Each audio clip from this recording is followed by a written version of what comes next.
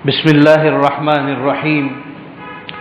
الحمد لله رب العالمين إله الأولين والآخرين، والصلاة والسلام على أشرف الأنبياء والمرسلين سيدنا ومولانا محمد بن عبد الله الأمين، وعلى آله وصحبه أجمعين، وعلى كل من دعا بدعوته واستنى بسنته واهتدى بهديه إلى يوم الدين. أما بعد، قال الله تبارك وتعالى في شأن حبيبه: إن الله وملائكته يصلون على النبي يا أيها الذين آمنوا صلوا عليه وسلموا تسليما. اللهم صل على سيدنا محمد وعلى آل سيدنا ومولانا محمد وبارك وسلم. جزا الله عنا نبينا محمدا صلى الله عليه وسلم بما هو أهله. اللهم صل على سيدنا محمد في أول وأوسط وآخر كلامنا. بزرگان محترم، برادران اسلام اور دینی اور ایمانی بھائیوں، اللہ تعالیٰ نے ہم انسانوں کو جتنی نعمتیں عطا فرمائی ہے، ان نعمتوں کے بارے میں قرآن میں یہ دعویٰ کیا ہے کہ وَإِن تَعُدُّوا نِعْمَةَ اللَّهِ لَا تُحْصُوهَا، اگر ہماری نعمتوں کو شمار کرنا چاہو تو نہیں شمار کر سکتے، گن نہیں سکتے. ہم اور آپ مل کر اپنی زندگی کے ہر شعبے میں، زندگی کے ہر موڑ پر جو کچھ اللہ تعالیٰ ہمیں نوازتے ہیں، ان پر اگر ہم تصور کریں، ایک دسترخوان پر بیٹھ کر ذرا یہ غور کریں کہ جو کھانا اللہ تعالیٰ نے دسترخوان پر بھیجا ہے وہ میری محنت کے نتیجے میں نہیں ہے، وہ اللہ تعالیٰ کی عطا و اللہ کی بخشش ہے. اور اس کھانے کے آنے کے بعد اگر میری انگلیاں ان کھانوں کا لقمہ تیار کر پاتی ہے تو یہ اللہ کی نعمت. اگر میرا ہاتھ اٹھا کر اسے منہ میں رکھ پاتا ہے، یہ اللہ کی نعمت. میرے دانت سالم ہیں اور اس کو چبا پاتے ہیں تو یہ اللہ کی نعمت. اگر گلا اس کو اتار پاتا ہے اور بدن اس کو ہضم کر پاتا ہے، پیٹ اس کو ہضم کر سکتا ہے، یہ نعمت. اسی لیے کسی کہنے والے نے اتنی بڑی بات کہی ہے، فرمایا اگر میرے اور آپ کے پیر چل کر آرام سے بیت الخلا جا سکتے ہوں، میرے اور آپ کے ہاتھ بیت الخلا میں اپنا کپڑا بذات خود اتار سکتے ہوں اور بیٹھ کر اطمینان سے ہم فارغ ہو سکتے ہوں، اتنا کام اگر ہم خود کر لیتے ہیں تو ہم وقت کے بادشاہ ہیں.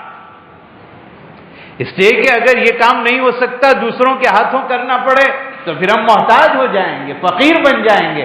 اگر یہ سارے کام ہم اپنے آپ خود کر پاتے ہیں تو ہم وقت کے بادشاہ ہیں. بہرحال بے شمار نعمتیں ہیں جس کا کوئی انداز نہیں اور جس کی کوئی انتہا نہیں. بے انتہا نعمتیں میرے اللہ نے دے رکھی ہے. ان تمام نعمتوں میں آج کی اس مجلس میں ایک بہت بڑی نعمت اللہ تعالیٰ کی میں آپ کے سامنے ذکر کرنے والا ہوں. دعا کرتا ہوں اللہ تعالیٰ سے کہ اللہ تعالیٰ مجھے بھی اور آپ کو بھی سمجھنے کی توفیق عطا فرمائے. من جملہ ان نعمتوں کے جو اللہ تعالیٰ نے عطا فرمائی، ایک بہت بڑی نعمت میرے اور آپ کے گھر میں، اور جن کو اللہ تعالیٰ نے ان نعمتوں سے نوازا ہے، اس نعمت کا نام ایک اولاد ہے، بچہ. ہر ماں باپ کا شادی کے بعد ایک چاہنا ہوتا ہے، خواہش ہوتی ہے کہ ہر آدمی یہ سوچتا ہے شادی کے بعد کہ مجھے کوئی ابو کہنے والا پیدا ہو جائے. ہر عورت کی یہ خواہش ہوتی ہے کہ میری گود رحمتوں سے بھر جائے، اور اگر اس میں تاخیر ہو رہی ہو اولاد کے آنے میں تو خود بھی دعائیں کرتی ہیں اور دوسروں سے دعاؤں کی درخواستیں ماں باپ کرتے ہیں. اور پھر اس کے لیے آدمی یہ سوچتا ہے، عورت یہ سوچتی ہے کہ مجھے بچہ ہو گیا تو میں اللہ کو راضی کرنے کے لیے فلاں عمل کروں گا، فلاں کام کروں گا، فلاں کو میں اتنی سخاوت کروں گا. یہ ساری تمنائیں ایک اولاد کے حصول کی غرض سے ہوتی ہے. جب اللہ اولاد عطا فرما دیتے ہیں تو پھر جب ایک مرد و عورت ماں باپ بن جاتے ہیں پھر ان کی ذمہ داری دوہری بن جاتی ہے. اولاد کا یہ سلسلہ اللہ تعالیٰ نے اپنے قبضے میں رکھا ہے. یہب لمن یشاء اناثا، اللہ جسے چاہتے ہیں لڑکیاں عطا فرماتے ہیں، ویہب لمن یشاء الذکور، اللہ جسے چاہتے ہیں لڑکے عطا فرماتے ہیں، اور اللہ جسے چاہتے ہیں یزوجہم ذکرانا واناثا، لڑکے لڑکیاں دونوں عطا فرماتے ہیں، او یجعلہ عقیما، اللہ جسے چاہتے ہیں بانجھ بنا دیتے ہیں، پھر دنیا کی کوئی طاقت انہیں اولاد نہیں عطا کر سکتی ہے۔ یہ اللہ کے قدرت میں ہے، یہ اللہ کے قبضے میں ہے۔ اللہ کے واسطے جنہیں اللہ تعالیٰ نے اس نعمت سے نوازا ہے، وہ اپنے اللہ کے سامنے شکریہ کے لیے، شکریہ ادا کرنے کے لیے ان نعمتوں کی قدر کرے، بچوں کی قدر کریں۔ اور اللہ تعالیٰ نے اور اللہ کے نبی صلی اللہ علیہ وسلم نے جس طرح ان بچوں کی تربیت کرنے کا سبق دیا ہے، جس طرح بتلایا ہے کہ بچوں کے ساتھ کیسا معاملہ کرنا چاہیے، وہ معاملہ اختیار کیا جائے تاکہ یہ نعمت بڑی ہونے کے بعد ہمارے لیے آنکھوں کی ٹھنڈک بنے۔ قرآن کریم نے جس کو کہا ہے، دعا سکھائی ہے، ربنا ہب لنا من ازواجنا وذریاتنا قرۃ اعین، اے اللہ ہماری بیویوں کو اور ہماری اولاد کو ہمارے لیے آنکھوں کی ٹھنڈک بنانا۔ یہ اولاد آنکھوں کی ٹھنڈک بن جائے اس کے لیے کیا کرنا پڑے گا؟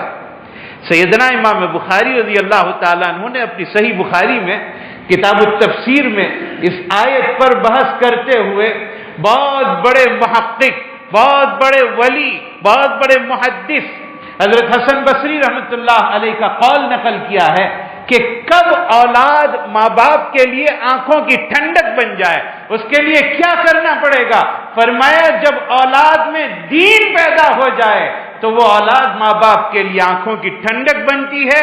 اور آگے حضرت یہ فرماتے ہیں، اس لیے کہ دین کے مل جانے پر جتنی ٹھنڈک حاصل ہو سکتی ہے، دنیا کی کسی اور نعمت میں وہ ٹھنڈک نہیں حاصل ہو پاتی۔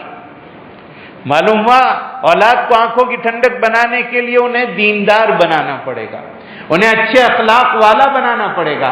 حدیث پاک میں ہے، سرکار دو عالم صلی اللہ تعالی علیہ وسلم نے ارشاد فرمایا کہ ماں باپ اپنے بچوں کے لیے کھلونے لاتے ہیں، ماں باپ اپنے بچوں کے لیے گھر کا انتظام کرتے ہیں، ماں باپ اپنے بچوں کے لیے بچھونے کا انتظام کرتے ہیں، ماں باپ اپنے بچوں کے رہنے سہنے کا اور دوا علاج کا انتظام کرتے ہیں۔ ماں باپ جتنے ہدیے اپنی اولاد کو دے سکتے ہیں، ان میں سب سے زیادہ قیمتی اور سب سے زیادہ اچھا ہدیہ اگر کوئی ہو سکتا ہے تو وہ یہ کہ ماں باپ اپنے بچوں کو اچھے اخلاق سکھائیں۔ اس سے بڑھ کر کوئی ہدیہ نہیں ہو سکتا۔ بچوں کی تربیت ماں باپ کے ذمے، شریعت مطہرہ نے اس کے قوانین بتلائے، یہ بتلایا کہ بچہ پیدا ہو ان کا اچھے نام کا انتخاب کیا جائے، جب یہ بڑا ہونے لگے اور زبان سے کچھ بولنے کے قابل بنے تو سب سے پہلے اللہ کا نام سکھایا جائے، پھر کچھ آگے بڑھے انہیں قرآن کریم کی تعلیم دی جائے، پھر جب وہ بڑا ہو جائے، بالغ بن جائے، جوان ہو جائے تو نیک لڑکی تلاش کر کے اس کے ساتھ اس کا نکاح کروایا جائے۔ لیکن بالکل بنیاد ہمارے لیے جو ضروری ہے وہ یہ کہ بچپن میں بچوں کو صحیح تربیت اس طرح کی جائے کہ ان کو دیندار بنانا ہو یا اخلاق دینا ہو تو بنیادی طور پر انہیں مکتب سے وابستہ کرنا پڑے گا، قرآن کی تعلیم سے وابستہ کرنا پڑے گا۔ اور ایک بات یاد رکھنے کے قابل ہے کہ بچہ جب چھوٹا ہوتا ہے تو وہ گیلی لکڑی کے مانند ہوتا ہے، گیلی لکڑی کو جدھر موڑا جائے وہ ادھر مڑتی ہے، اور جب وہ بڑی سخت ہو جائے، لڑکا جب بڑا ہوتا ہے وہ سخت ہو جاتا ہے، پھر اسے موڑ کر اچھے اخلاق کی تعلیم دینے کی کوشش کرو گے تو جیسے لکڑی ٹوٹ جاتی ہے وہ بھی اچھی تعلیم کو قبول نہیں کر پائے گا۔ بچپن میں بچے کا دل بالکل صاف ہوتا ہے، صاف ستھرا ہوتا ہے، اس تختی پر جو لکھ دیا جائے بڑھاپے تک وہ برقرار رہتا ہے۔ یہی وجہ ہے کہ بچپن میں جو تعلیم مکتب میں دی جاتی ہے تو بڑے ہونے کے بعد بھی بڑھاپے میں بھی وہ یاد کرتے ہیں کہ ہم جب چھوٹے تھے تو ہمارے استاد نے اس طرح ہم کو نماز سکھائی تھی، ہمارے استاد نے اس طرح ہم کو کلمہ سکھایا تھا، ہمارے استاد نے اس طرح ہم کو ماں باپ کے ساتھ رہنا سکھایا۔ اور یاد رکھنا میرے بھائیوں، اگر بچپن میں یہ بچے دینی تعلیم سے کورے رہے، دور رہے تو یاد رکھنا بڑے ہونے کے بعد وہ اپنے ماں باپ کو نہیں پہچان پائیں گے، انہیں نہیں پتا ہوگا کہ ماں کا احترام کیا ہوتا ہے، باپ کی عظمت کیا ہوتی ہے۔ انہیں دین سے وابستہ کرنا یہ ہمارے لیے بنیادی ضرورت ہے، شرط ہے۔ اور اس میں عرض کروں، اور یہ بات غلط نہیں ہے کہ بچہ تربیت گاہ میں جب پہنچتا ہے، مکتب میں جب پہنچتا ہے، وہ دوسرے نمبر کا مدرسہ ہے۔ پہلے نمبر کا مدرسہ ماں باپ کا گھر ہے، پہلے نمبر کا مدرسہ ماں کی گود ہے، باپ کی شفقت ہے، باپ کے ساتھ رہنا سہنا، یہ پہلے نمبر کا مدرسہ۔ ابھی چند دنوں پہلے کی بات میں سناتا ہوں، ایک چھوٹے بچے کو لے کر میرے گھر پہ کچھ لوگ آئے تھے جو ابھی بولنا سیکھ رہا تھا۔ وہ اس کے بارے میں مجھے شکایت کرتے ہوئے کہہ رہے تھے یہ ضد بہت کرتا ہے، یہ طوفان بہت کرتا ہے۔ ان شکایتوں میں انہوں نے ایک شکایت یہ کی کہ یہ بڑی خطرناک اور خبیث قسم کی یہ گالیاں بولتا ہے۔ تو میں نے ان سے یہ پوچھا کہ آپ کے گاؤں میں مکتب میں گالیاں سکھاتے ہیں یا اسکول میں گالیاں سکھائی جاتی ہے؟ کہاں گالیاں سیکھا؟ کہا ہم لوگ بولتے ہیں۔ تو میں نے کہا آپ چھوڑ دو گالیاں بولنا، آپ کی جو کچھ نقل و حرکت ہوگی، ماں باپ جو کچھ کام کریں گے وہی کام بچے اختیار کریں گے۔ اگر ماں باپ کی زبان پر اللہ کا نام ہوگا، سبحان اللہ ہوگا، الحمدللہ ہوگا، اٹھتے بیٹھتے دعاؤں کا نظام ہوگا، کھانے سے پہلے دعاؤں کا نظام ہوگا، کھانے کے بعد کی دعاؤں کا نظام، سوتے وقت اللہ کا ذکر کر کے سونے کا نظام، اور اٹھتے وقت دعا پڑھنے کا اہتمام ہوگا، تو اس بچے میں بچپن سے وہ دعاؤں کا اہتمام ہوگا۔ اور اگر ماں باپ کی زبان پر گالیاں ہوگی تو بچپن سے یہ گالیاں سیکھے گا۔ اس لیے میرے بھائیوں، میں آپ کو بعد میں بتاؤں گا آخر میں کہ یہ مضمون میں کیوں ذکر کرتا ہوں، ورنہ عموماً بچوں کی تربیت کے بیان جلسوں میں ہوتے ہیں، جب مکتب کے جلسے ہوتے ہیں تو وہاں بیان کیے جاتے ہیں۔ میں نے خاص سوچ کے ساتھ اس مضمون کو آپ کے سامنے چھیڑا ہے۔ اللہ کرے کہ اللہ تعالی ہم سب کو عمل کرنے کی توفیق عطا فرمائے۔ ایک ماں جب ارادہ کر لیتی ہے اور ایک باپ جب ارادہ کر لیتا ہے کہ میرا بچہ کسی کام کا بن جائے، اور اس کے لیے جب دعائیں کی جاتی ہے، سیدنا امام بخاری رضی اللہ تعالیٰ عنہ بچپن میں نابینا ہو چکے تھے، ان کی آنکھیں نہیں رہی اور کام کرنا آنکھوں نے بند کر دیا۔ ان کی والدہ بڑی زاہدہ، بڑی متقیہ، بڑی پرہیزگار، تو انہوں نے دعا مانگی، اے اللہ اپنی قدرت سے میرے بچے کو بینائی عطا فرما، اپنی قدرت سے میرے بچے کو دیکھنے کی طاقت عطا فرما۔ یہ دعا کرتی رہی، دعا کرتے کرتے آنکھ لگ گئی، اللہ نے یہ انتظام کیا۔ حضرت ابراہیم علیہ السلام خواب میں نظر آئے اور حضرت ابراہیم کہہ رہے، اے اللہ کی بندی، اللہ نے تیرے بیٹے کو آنکھیں عطا فرما دی ہے۔ جب آنکھ کھلی نیند سے اور اپنے بچے امام بخاری کو دیکھا تو وہ دیکھتے ہو گئے تھے۔ ماں باپ کی دعائیں کام کرتی ہے، اس لیے میں اکثر کہا کرتا ہوں آپ بزرگوں سے دعاؤں کی درخواست بعد میں کریں، سب سے پہلے آپ اپنی اولاد کے لیے دعائیں کریں، آپ کی دعا سب سے زیادہ قبول ہوگی اپنی اولاد کے بارے میں۔ ہم دعا کریں اپنے بچوں کے بارے میں، ہم دعا کریں، ہم تربیت کا انتظام کریں، ہم ان کے سامنے اچھی چیزیں بولیں، ہم دعاؤں کا اہتمام کریں، یہ تربیت ہوتی رہے گی۔ تو ایک ماں جب ارادہ کرتی ہے، امام بخاری کے لیے یہ دعا کتنی اثر کر گئی، میں آپ کو سناؤں۔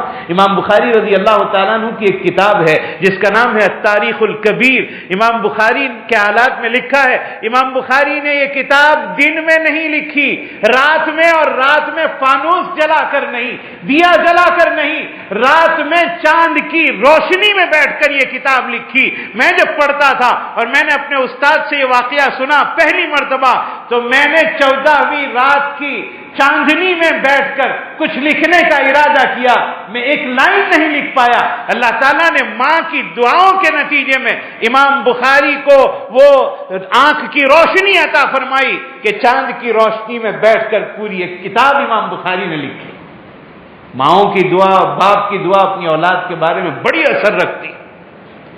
تو میں یہ عرض کر رہا تھا کہ ماں باپ جب ارادہ کر لے کہ بچہ کسی قابل بن جائے تو اللہ یقیناً مدد فرمائیں گے۔ مدینہ منورہ میں ایک شخص تھے جن کا نام تھا فروخ، وہ مجاہد فی سبیل اللہ تھے، اللہ کے راستے میں جہاد کرتے تھے، اور یہ ایک مرتبہ اپنی بیوی کے ساتھ بات چیت کر رہے تھے۔ فروخ ایک رقم دے رہے تھے، بڑی لمبی رقم، کہا یہ رقم اپنے پاس رکھو، میں جا رہا ہوں جہاد کے لیے اور پتہ نہیں اب کب لوٹوں گا، لوٹ پایا یا نہیں لوٹ پایا، ہو سکتا ہے میں شہید ہو جاؤں، اگر شہید ہو گیا تو قیامت میں ملاقات ہوگی، اور اگر زندہ رہا تو میں لوٹ کر آؤں گا، اللہ سے امید ہے اللہ تعالیٰ ملاقات کروائیں گے۔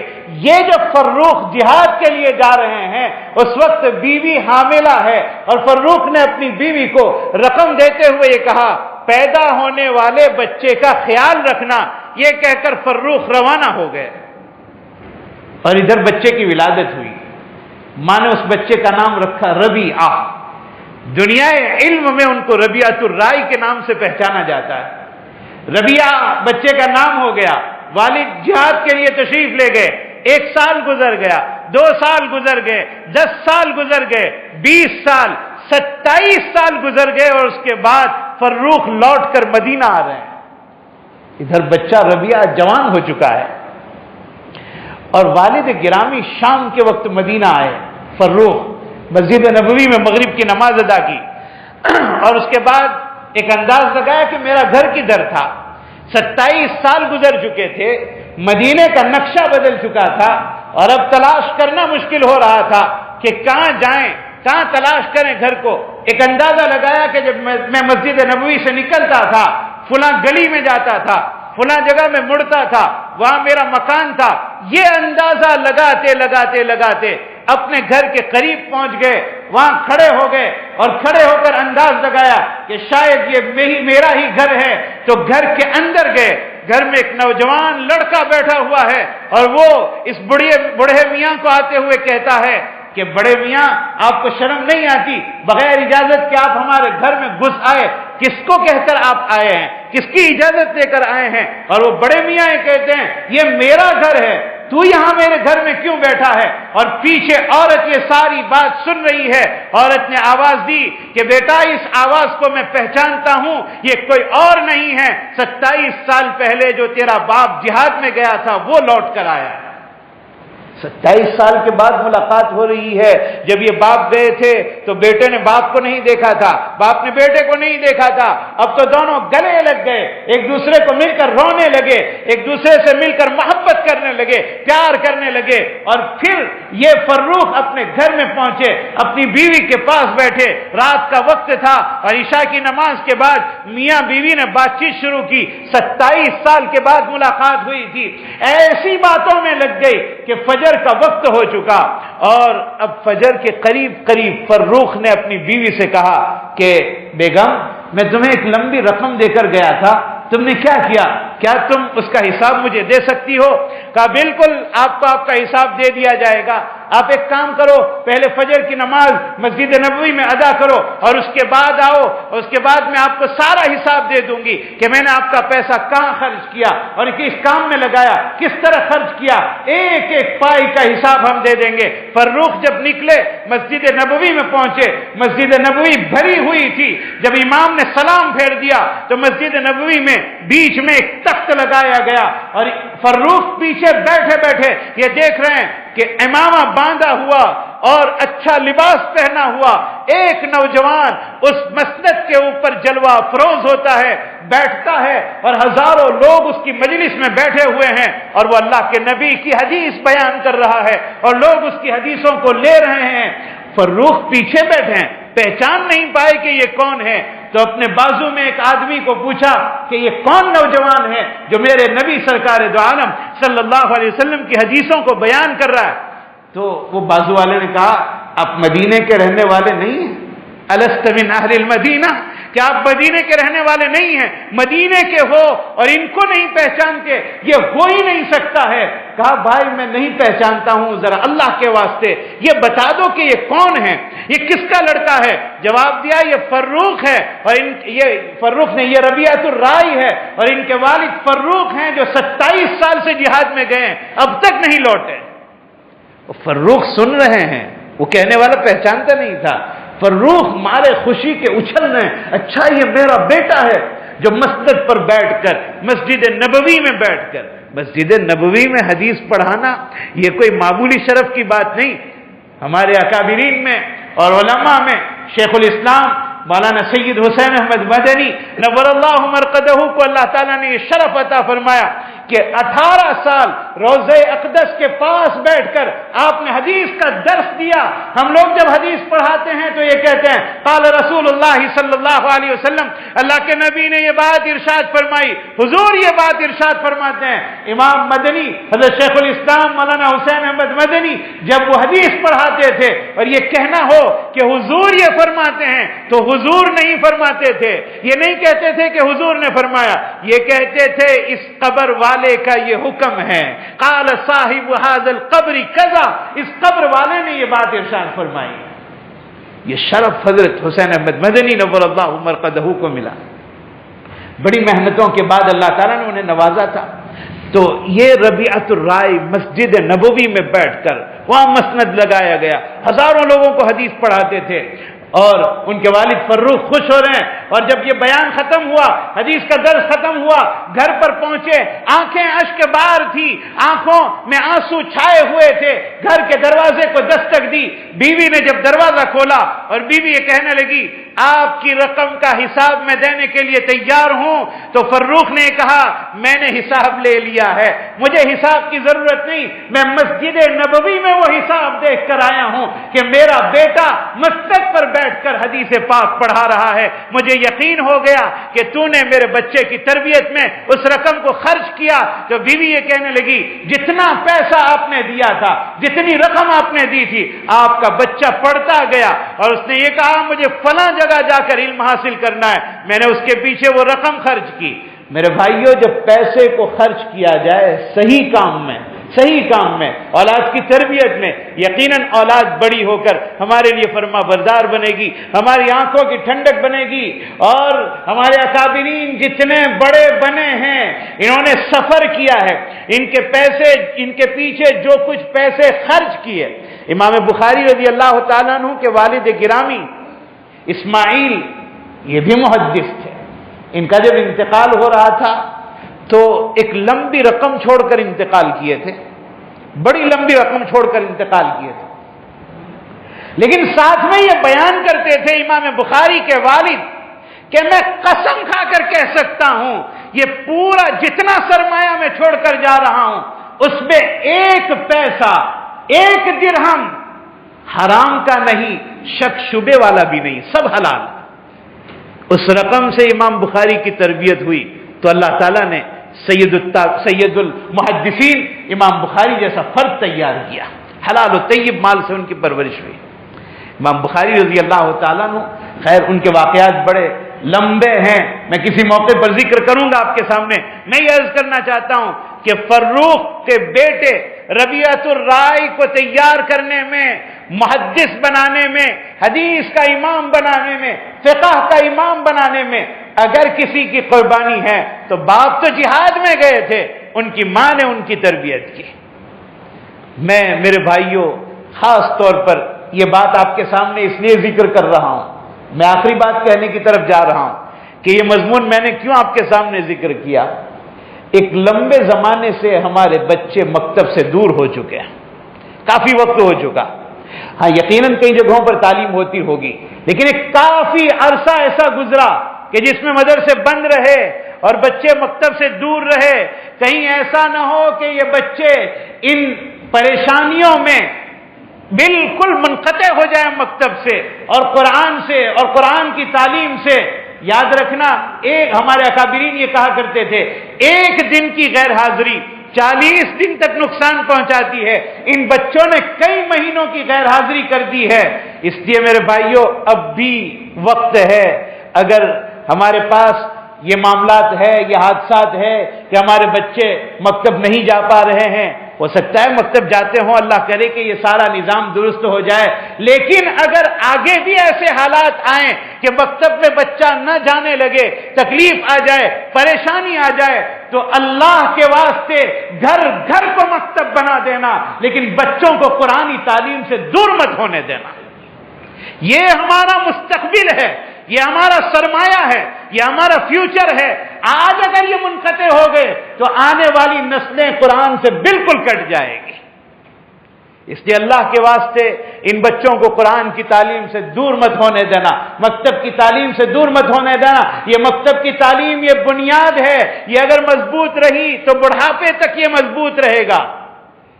جب آدمی کوئی مکان تعمیر کرتا ہے تو آپ نے وہ معمار کو دیکھا ہوگا کہ وہ جب فاؤنڈیشن تیار کرتا ہے، بنیاد تیار کرتا ہے، تو اس کے پیچھے کافی محنت لگتی ہے اور اس میں بہت محنت اور بڑا مال اس کے اندر رکھا جاتا ہے، بڑی سیمنٹ کا استعمال ہوتا ہے، سلیے کا استعمال ہوتا ہے اور بالکل اس کو ہموار کر دیا جاتا ہے۔ خشت اول چون نہد معمار کج تا سریا می روت دیوار کج۔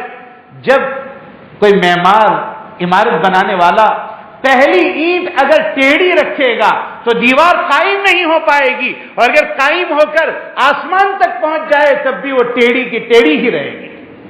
یہ ہمارے بچوں کا اللہ تعالیٰ کی نعمت ہے کہ بچے ہمیں اللہ تعالیٰ نے عطا فرمائے۔ اس کی قدر آپ ان سے پوچھئے جو اولاد سے محروم۔ اللہ تعالیٰ ہر ایک مرد مومن، اللہ تعالیٰ ہر مومن عورت کی گود کو اپنی رحمت سے بھر دے۔ جو بے اولاد ہے اللہ ان کو اولاد نصیب فرمائے۔ ایک اردو کے شاعر نے بہت اچھا شعر بہت آسان لفظوں میں کہا ہے کہ جہاں آنگن میں کھیلنے بچے نہیں آتے، جہاں آنگن میں کھیلنے بچے نہیں آتے، لگتا ہے وہاں رحمت کے فرشتے نہیں آتے۔ بہت کام کی چیز ہے۔ تو اولاد اللہ تعالیٰ نے عطا فرمائی۔ میں یہ عرض کر رہا تھا کہ بنیادی اینٹ اگر ٹیڑھی ہو گئی دیوار ٹیڑھی ہو جائے گی۔ ہمارے بچوں کی یہ بنیادی تعلیم، مکتب کی تعلیم، یہ بنیادی اینٹ ہے، کہیں یہ ٹیڑھی نہ ہو جائے، کہیں یہ کمزور نہ رہ جائے۔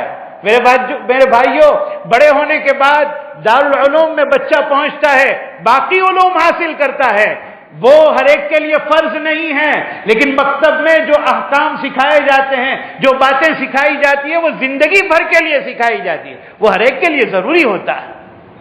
قرآن کا سیکھنا، قرآن کا پڑھنا اور ان بنیادی چیزوں کا حاصل کرنا یہ ہر ایک کے لیے ضروری ہوتا ہے۔ اس لیے اس کو یہ نہیں سوچ سکتے ہیں کہ چلو ابھی مدرسہ بند ہے یا ابھی لاک ڈاؤن ہے یا ابھی چند دنوں کے لیے یہ مسئلہ ہوا ہے، ایک لمحے کے لیے بھی انہیں دور نہ کیا جائے، روزانہ کا ایک معمول بنا لیا جائے۔ ہمیں خود آتا ہے، ہم خود پڑھائیں اپنے بچوں کو، نہیں آتا ہے ہم اپنے علماء سے ملاقات کریں، انہیں منت سماجت کریں کہ وہ وقت فارغ کریں ہمارے بچوں کے لیے، کچھ وقت فارغ کر کے کچھ چیزیں وہ سکھا دیا کرے۔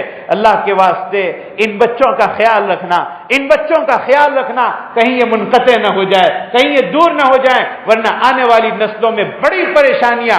انہیں مسجد کے کاموں سے آباد کیا جائے، انہیں مسجد کے کاموں سے باخبر کیا جائے، ان بچوں کو مسجد میں لایا جائے، ان بچوں کو نماز میں حاضر کیا جائے۔